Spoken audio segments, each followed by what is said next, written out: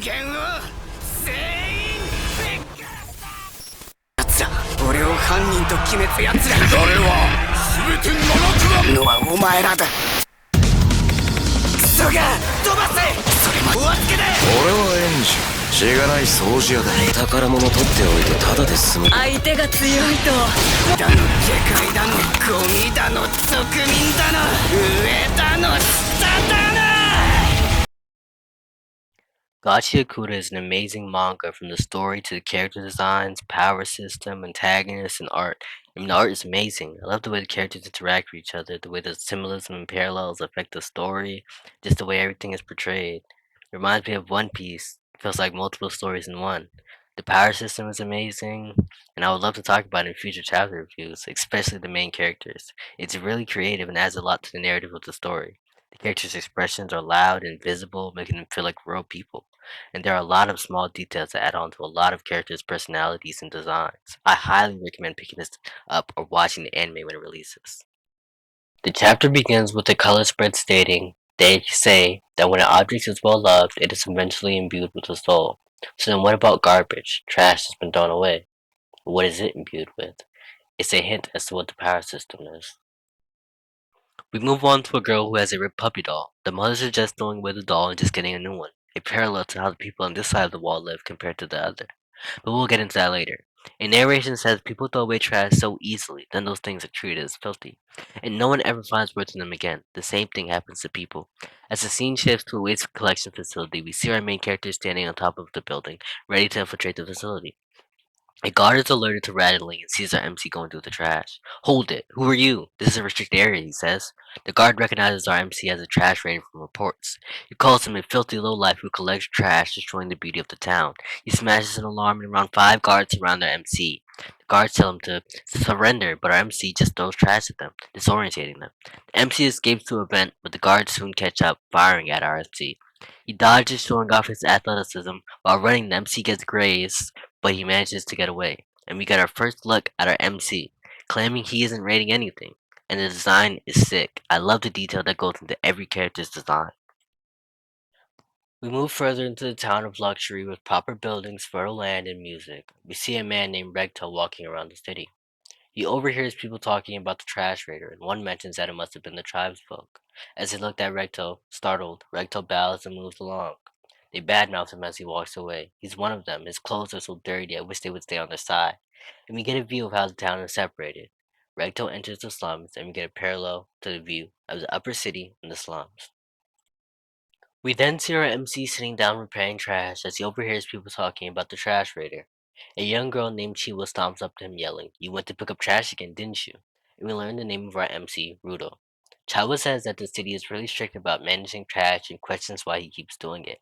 He says that the rich people throw away perfectly usable things and that he can also make money. A group of kids from the slums approach saying something stinks. The leader of the group tells Chiwa that she will stink like Rudo if she stays near him too long.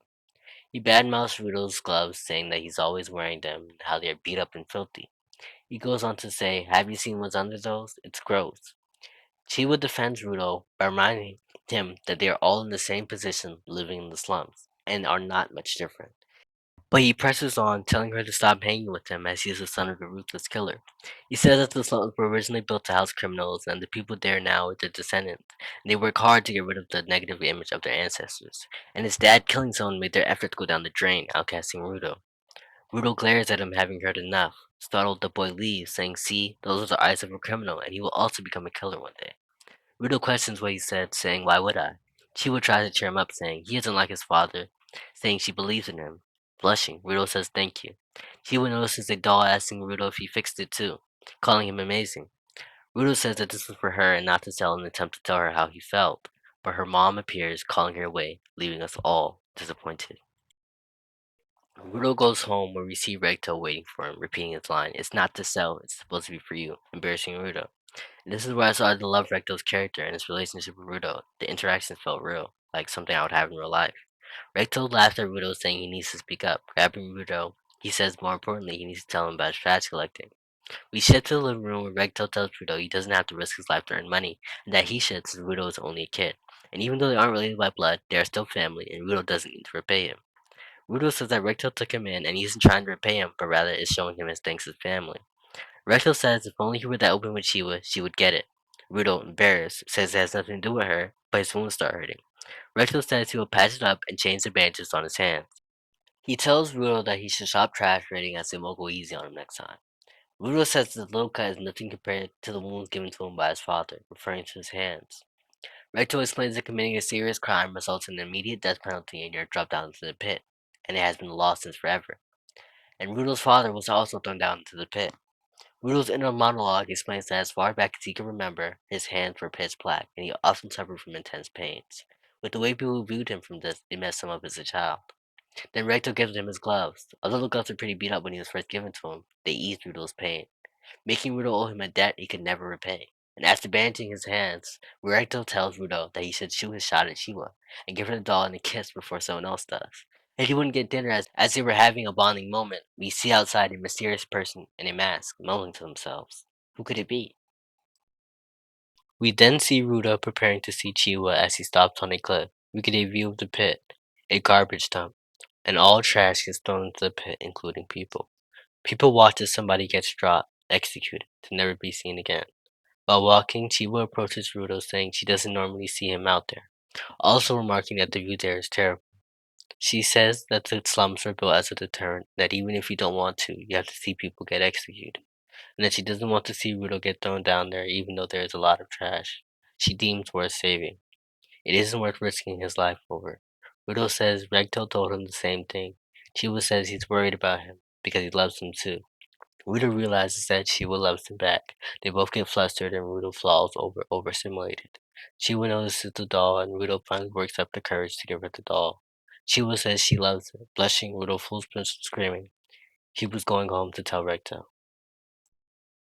On his way home, he smashes headfirst into somebody covered with a cloak and a mask.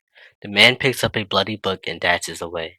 All Rudo can think about is bragging to Recto. He makes it home and walks in. He imagines Recto saying his normal welcome, but is horrified to see his lifeless body with a sword plunged through his chest. He falls to his knees, crying, hoping it wasn't true. He tries to say his name, but can't seem to get the words out as he reaches towards Recto. Recto tells him to run. Rudo tells him he will save him, but Recto firmly grabs him and tells him to run and change the crappy world. Rudo is stunned and asks why. He suddenly blasted from behind and apprehended by guards of the city who clear out the home. The guard says that Rudo was under arrest for being caught in act of murder. Rudo is confused, saying it wasn't him and Recto was still alive. The guards ask if he is kidding and that Recto's blood was all over him. The guard silences Rudo's protest and calls him a dirty tribefolk. When Rudo tries to retaliate, he is punched and knocked out.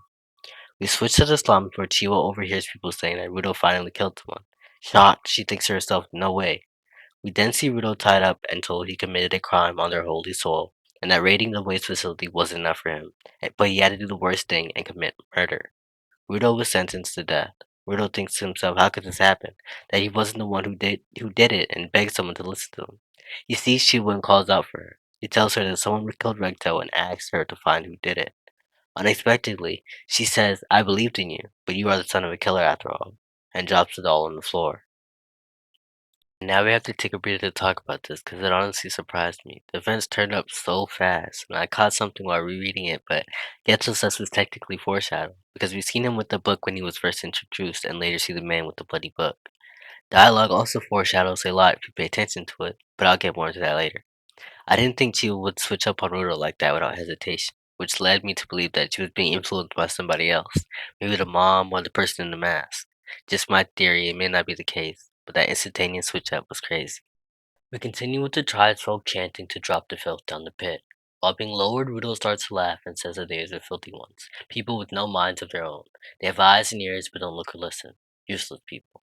He spots the person in the mask and starts tweaking, which is justified as he's presumably responsible for killing his father, framing him, and making his girl switch up on him. Real yells that he will send him to hell along with all of humanity, and with a crazy visual really showing off the art style in detail, he falls and it goes pitch black.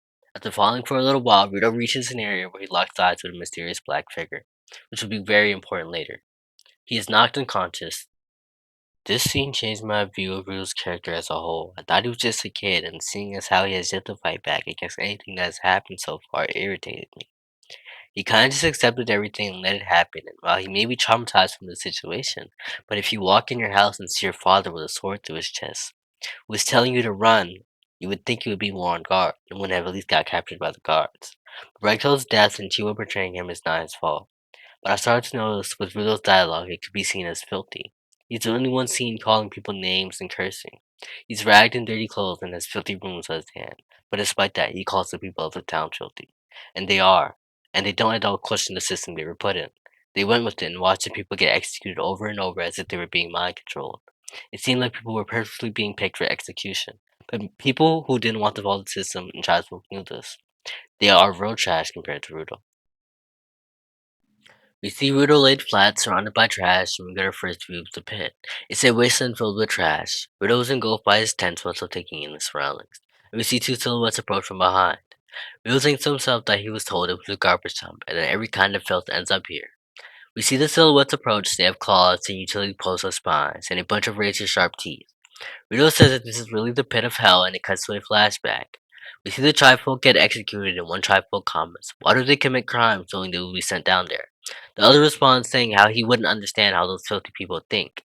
Rudo says he thought it was always strange how everyone was obsessed with filth and criminals, and that no one ever thought about the people who fell into the pit. Wondering if they never thought about it, and the chapter ends. To me, this chapter had a good mix of everything: romance, mystery, suspense, and action. But this is only the first chapter, and we have yet to see the power system that it is known for, or the villains, or even some of the other casts. But I was hooked on this alone. I don't know if it was the art or the story, but something about this manga stood out to me. If you enjoyed and want me to do more chapter reviews, please like and subscribe, and let me know in the comments what you think.